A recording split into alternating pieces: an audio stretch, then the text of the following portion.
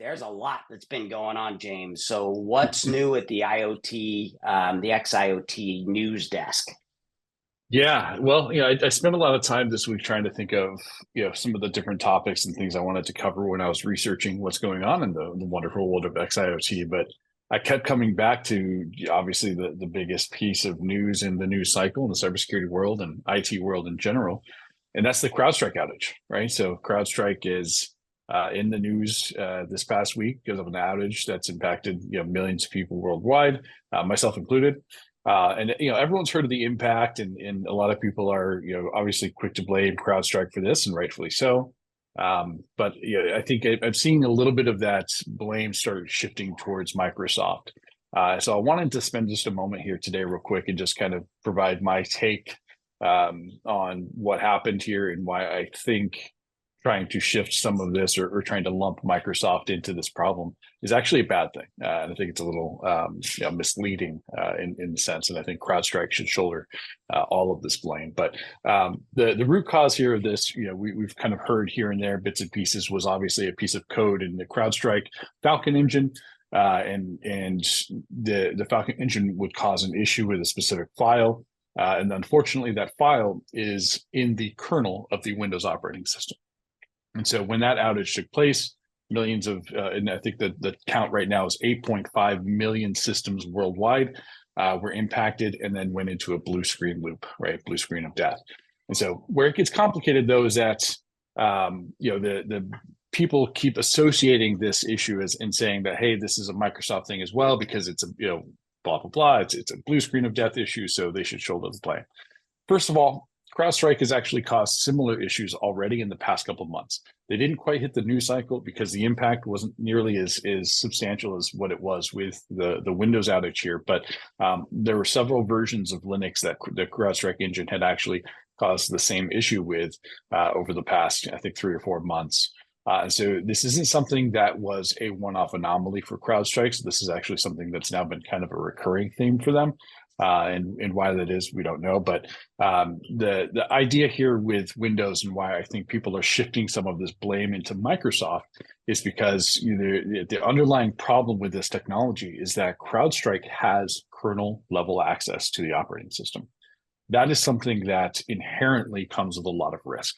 And if you're in the IT stack and you have to own the IT infrastructure and make these decisions, every time you bring in a third-party application that requires kernel level access to your operating system fleet, you're introducing a ton of vulnerability, right? Whether it's the actual vulnerabilities in the code itself, or just in the operational risk, which we're seeing, the result of here.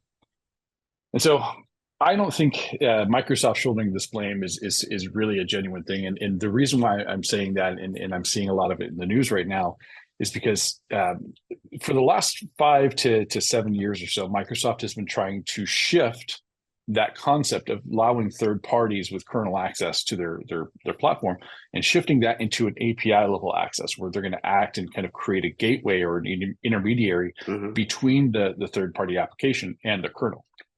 For obvious reasons, that would reduce risk, that would reduce complexity. The reason why most of these third parties have access to the kernel is actually just a speed and efficiency trade-off. It's not really a security thing. And so Microsoft has made attempts in the past to do this, but more recently, they actually to Microsoft's credit, saw this problem coming.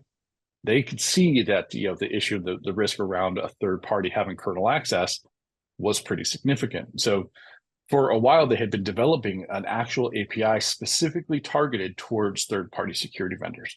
And this API would essentially provide the same visibility and efficacy to the companies like CrowdStrike in the world, but without giving them direct kernel access. And that's great, except when Microsoft went to the EU and tried to propose this, the EU anti-competitive regulators actually shot this down, and they prohibited Microsoft from implementing this because they were concerned that it would provide an unfair advantage to the larger security vendors compared to the smaller ones. And so for me, it's an interesting story because it's a case where, and I'm not going to take a stance one way or the other, whether that was the right decision or not. I'm not going to pretend to know anything about, the complex regulatory requirements out there, but it highlights the fact that Microsoft did see this coming. They attempted to try and solve this problem, but ultimately, third-party vendors having that kernel level hook into an operating system is here to stay for at least the near term, and is a very big source of potential risk in an environment. And so good to see that. And I think hopefully the market starts to understand that and kind of course corrects a little bit and takes some of this off of Microsoft's shoulders and firmly onto CrowdStrike's, but we'll see. That's not really up to me. It's a really interesting take, James, on that, and you've educated me a little bit on some of the nuance there as well, and so very, very interesting. And hopefully, Microsoft keeps going down that path.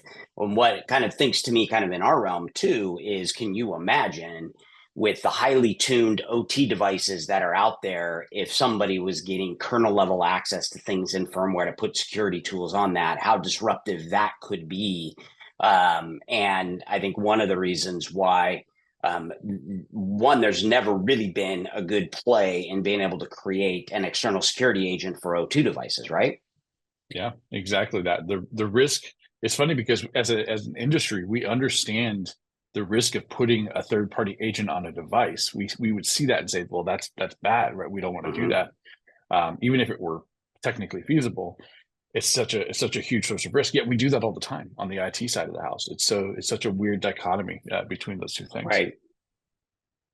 Right.